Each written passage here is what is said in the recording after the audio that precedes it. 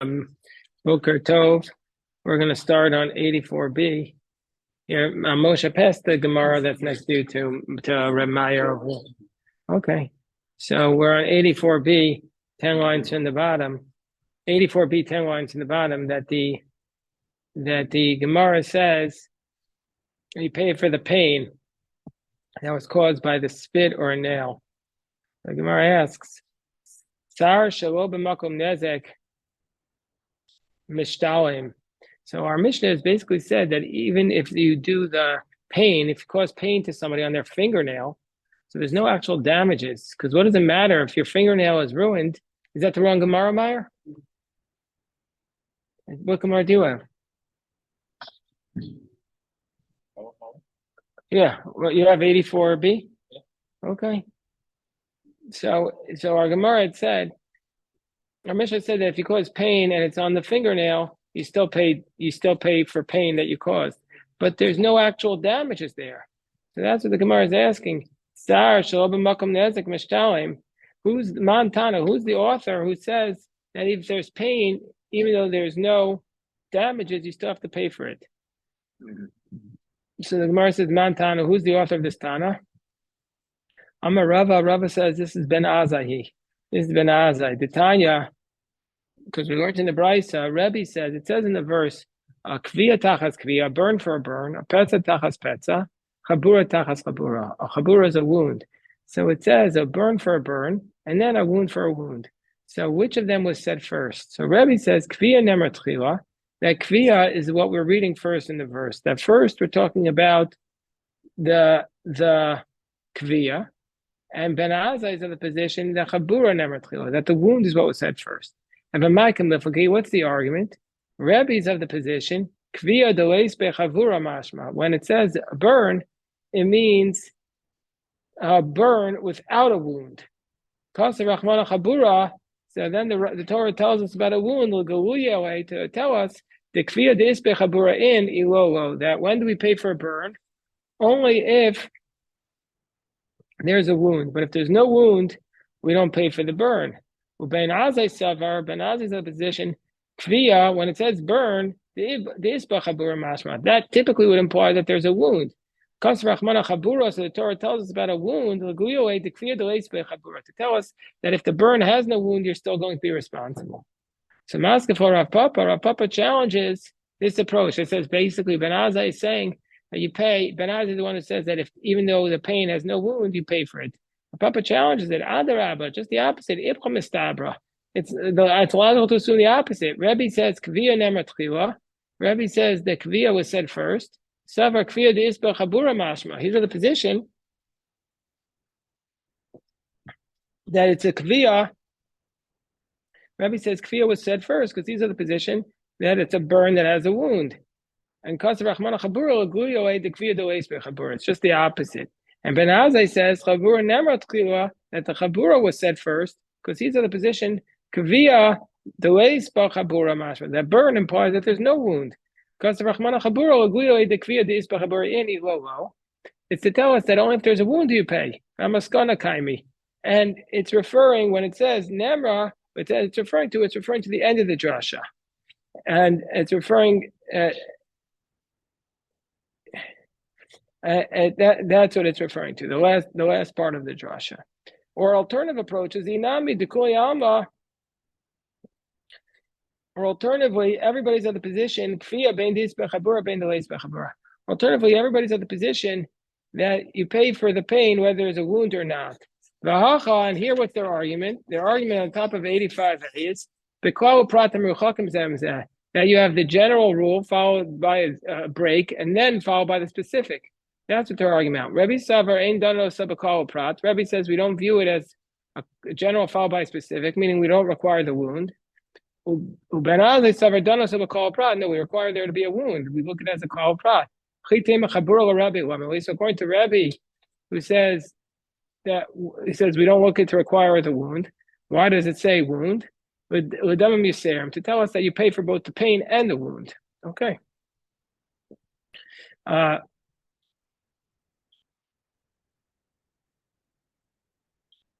might have thought you don't pay both. That's how Rashi explains it. So the Gemara says, okay, tsar b'makom nezek yechish aminon. Amar Avua the Shmuel. So Father Shmuel says, Omden kama adam rotza litol l'ktov yado. We see how much does a person. Yeah, Jeff. Sorry, I didn't have time to make the coffee because I was So I came in only. I missed the first stop. So tsar b'makom nezek yechish aminon.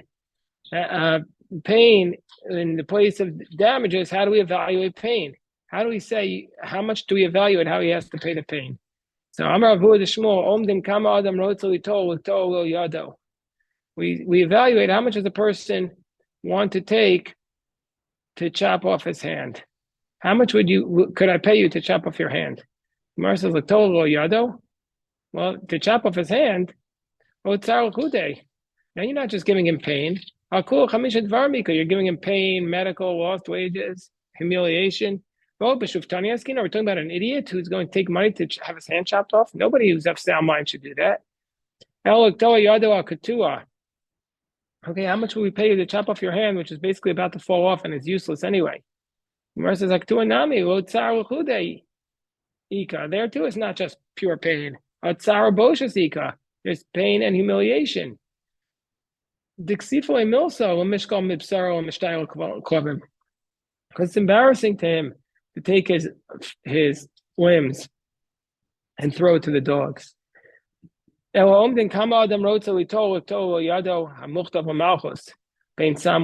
we say, okay, no, we want to know if a person has a hand that was supposed to be by the king chopped off. We want to know how much it would take to chop off this hand, which was designated for that punishment by the king. If he has the difference between doing it with anesthesia, with like a medicine, or with saif, or with a sword. So I mean, say obviously you'd rather do it with anesthesia, and how much will you pay to get done with anesthesia as opposed to a sword? A person's not going to take any amount of money to do it without anesthesia. So we evaluate how much does a person want to give to chop off his hand. So how much would a person give to chop off his hand, which designates the king, bein saif osam? So Gemara says, well, you mean you have the opportunity to buy your way out of one way by having it done with anesthesia? How much would you pay? The Gemara says, well, hi, Lito, why does it say how much would he take? Really take me by away. It should say how much would he give? Amravuna, Brady Rav Yeshua, that's what it means. Lito zeh mizeh, ma'ashenatan zeh. You're supposed to take this one from that one, what this one gave. Okay, sure, if you do it. Repo, if he hits him, he has to pay the medical expenses. Tanaraban on boats smachim. Let's say after he got wounded, he got infection, smachim or sores. Machmas amaka, he had an infection from the wound. V'nister amaka, and then the wound returned. Chayav or aposo, you still have to pay for that. Chayav l'tein dmei shifto, and you have to also pay for the lost wages. Shalom machmas amaka. So excuse me, you have to give him the lost wages. If it's not from the wound, so then you don't have to pay for it. Obviously, that's the case. The Gemara is going to talk about that. You don't have to pay for the lost wages. Rabbi Yehuda says, Rabbi Yehuda says, you don't have to pay if you're giving him for the medical, you don't have to give him for the lost wages.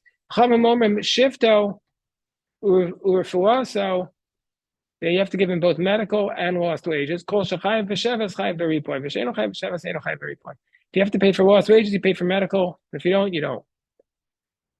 What's the dispute? The three-way dispute here. What are they arguing about? So So what's the dispute? So there was a way they believed that you could wrap up the wound, and that would actually make it worse, but it would feel better. So if you wrapped up the wound tightly, it would make it worse, but you would feel better. So that was the question. Rabbanan Sabri Malkanis Nawagid. The Rabbanan were in the position that you're allowed to wrap it up. And Rabbi Yehuda Sabri Malko Nis Nawagid. The Rabbanan in the position don't wrap it up. And Ripoy, the Tana Beikrai, and when it talks with the Ripoy, when it says Rapo Yirapeh, so it repeats the medical expenses. The Tana Beikrai, the Torah says it twice, Mechayev. So therefore, you pay for the wrapping it up. So if he wraps it up again, he doesn't pay. The person doesn't have to pay for the humiliation. And I said, if the wound is not supposed to be wrapped up, you shouldn't have to pay the medical expenses if the guy went ahead and wrapped it up. So therefore, I say, everybody says you're supposed to wrap it up, but not extra tight. Even though since you're not supposed to wrap it up extra tight, he has to pay the medical because it was repeated. The lost wages, which was not repeated, he shouldn't pay. The Rabbanan Savri, the Rabbanan of the position, keeping the Tana Bekra, the Ripoy, Rabbanan of the position, since the Torah repeats it by medical expenses, Sheves Nami Mechayev. He also pays the lost wages, the Iskash or Ripoy, because it's compared between medical and lost wages. Rabbi Yehuda Savar Sheves or Mechayev. Rabbi Yehuda says, no, you don't pay the lost wages. The Miyata Rachmana, because the Torah says Rak, it says only medical expenses. Rabbanan Rak, Shalom Achmas Amaka, Hudasa. The Rabbanan are saying it means that you don't pay for anything that didn't come from the wound. Or Rabbanan Basrai, and according to the later rabbis, the Amar Kol Shechayev V'Sheves Chayev V'Ripoy, whatever you're liable for lost wages, you're liable for medical, because Sheino Chayev V'Sheves Sheino Chayev V'Ripoy. The Tana Bekra Lamoli, according to the rabbis, what do they repeat? Rapoy Rapay. They need it for this. The Tana Beri Shmuel Omer Rapoy Rapay. Medical expenses, it says it twice. So here we learn the permission that the doctor has permission to heal. Commentaries explain, you might have thought you're not allowed to go to a doctor. God's the one who made you sick. Why should you think you can heal yourself? How do we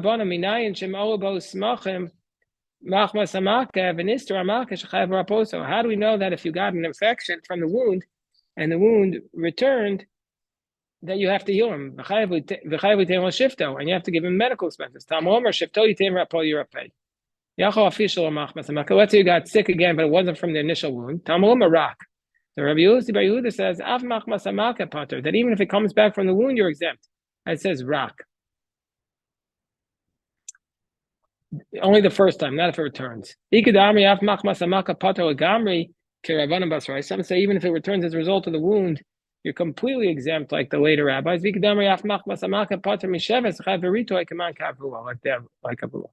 now let's analyze what we just said. I might think if the wound comes back, but it's not from the initial blow, that you are liable. So how could that be? We need a verse to tell us that if your wound is not from the initial blow, that you need a verse to tell us that you are not liable. Mara says, what does it mean that it didn't come from the initial blow?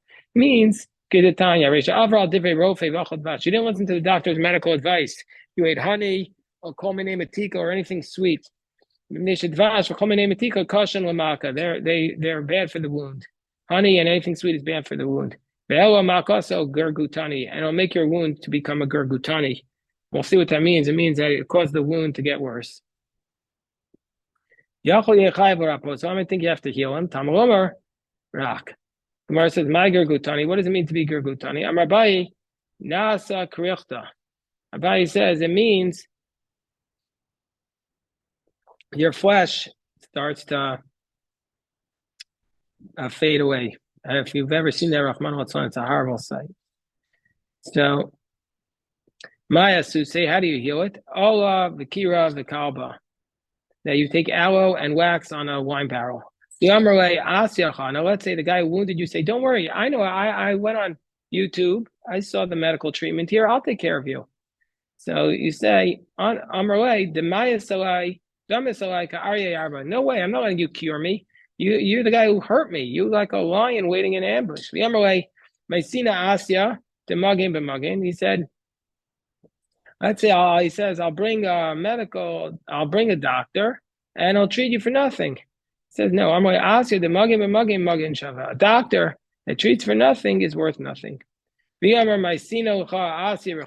if he says, I'll bring you a doctor from far away, you're allowed to say, the doctor from far away is going to blind my eye, meaning to say, he's not going to care. He's going back home. He doesn't care about his reputation here. And let's say the guy who got wounded said, just give me the cash and I'll take care of it. No, then you're not required to do that either.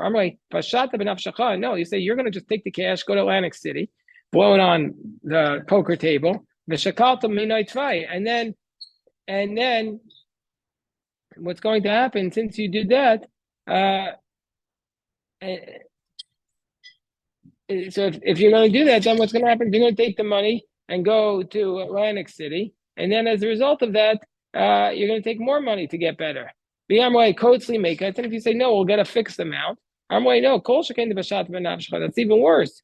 The people you're gonna for sure not heal yourself, and then they're gonna blame me. They're gonna say I'm gonna go around damaging and I don't make good on it.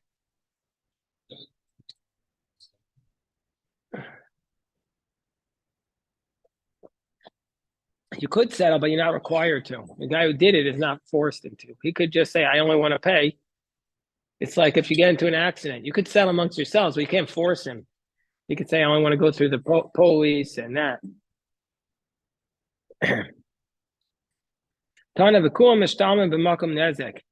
And in a place where there's damages, you pay the tsar, ripoy, sheves, and poshes. How do we know that even though there's damages, you pay these expenses? It says a petza for a petza. We take tsar b'makom nezek. To tell us that you do pay for the pain in the place where there's damages.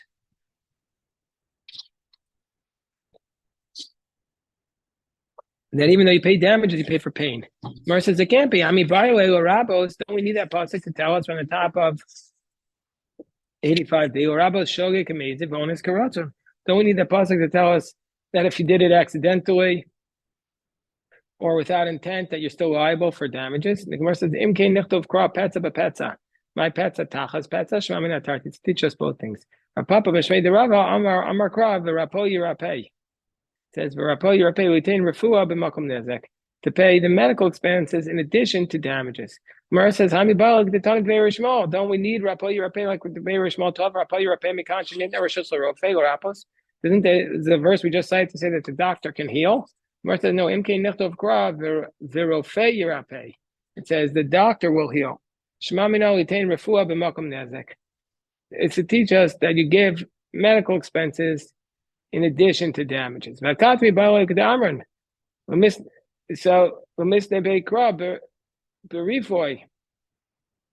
Gemara says, but still, don't we need it like we said on Amad Aleph, that the pasuk needs to repeat it to tell us that if he got sores and it comes back, then he's responsible for the initial wound. Im king lemakra o rapo o yirapei my rapo yirapei shmamina.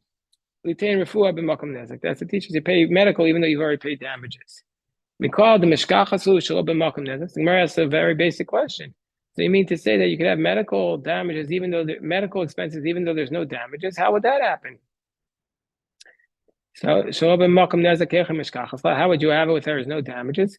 So tsar kedekatani. So pain we know. Tsar kavo b'shpudo b'misbar. You have a few know that if he caused him pain with a hot nail or a hot piece of iron on his fingernail, so there's no damages, but there's pain. There's no wound there. Ripoy, to have a covenant meeting, how do you have medical expenses without damages? Following scenario, guy was in pain, Viselik, and the pain was being healed. And the guy brought him a very sharp medicine, and he made his flesh white. And so now he has to put on a new medicine to return the flesh to its initial appearance. Meaning to say, you ruined your appearance, even though there's no real damage. It's only your appearance. And Sheves, how can we have lost wages if there's no damages? The Hadki being thrown out, what did he do? He locked the door, Ubatle, and he didn't let him go to work. Boshes, he spit on him and embarrassed him, but didn't actually do damages.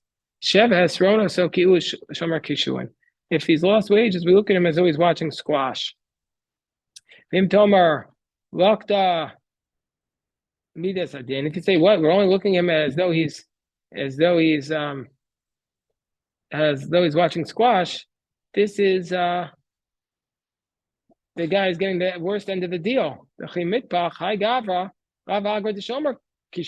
when he was healthy, he wasn't a squash salesman.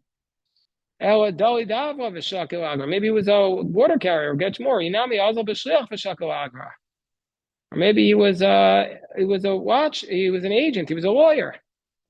So the Gemara says, Midas no, he's not ruining his actual loss. Because they already paid him for the loss of his hand, the loss of his foot. So now he's getting paid for the loss of his ability to do any work. But he already got the big chunk. I remember one time, Leonard Goodman of blessed memory, he used to run the cemetery at Oav Shalom. So there was a guy, he wanted to move. His name was Mona Stachman. He wanted to move his parents, who had died 50 years earlier, to Israel.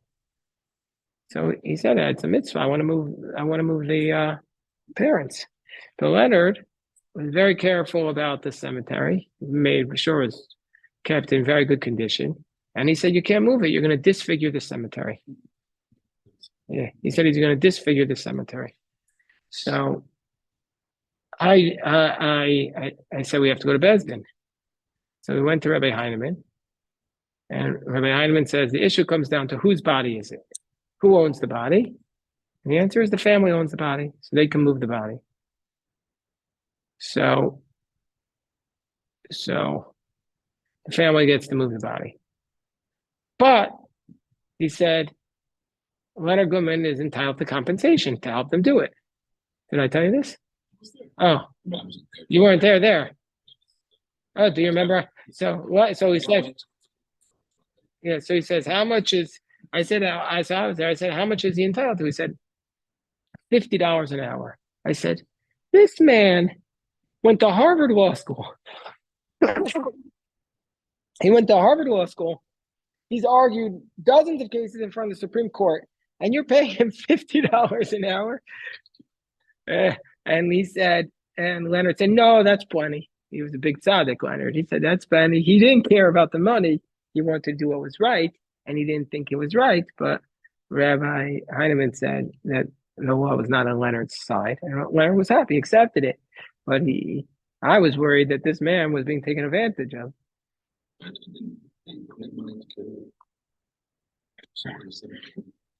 No, whatever. By anybody. But the government, he counted everything. He went to court all the time. Oh, everything. He was very litigious. Okay, so we're Tana Rabbanan. The rabbis start in the Brisa. So we look. So we go on. So the Gemara says, "Amar Rava, katetz yado, no sangot meyado." Let's say chopped off his hand. We give him the cost of his hand. And not only to give him the cost of his hand, and also we have to give him the shevis, the lost wages. Rono so kilu shomer kishsuin. We look at him as though he's watching a squash field. Shibiras raglo, no sangot demei raglo. You break his foot, give him the payment of his foot, vishevis, and also the lost wages.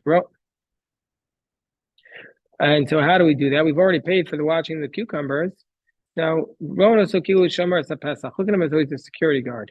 Sima Eno, let's say he blinded him, no sango dmei eno vishevis. He gave him the payment for his eye and the lost wages. The Rono Sokilu Matchino Berechayim. And we look at him as though he's grinding, because the blind man could grind in the mill.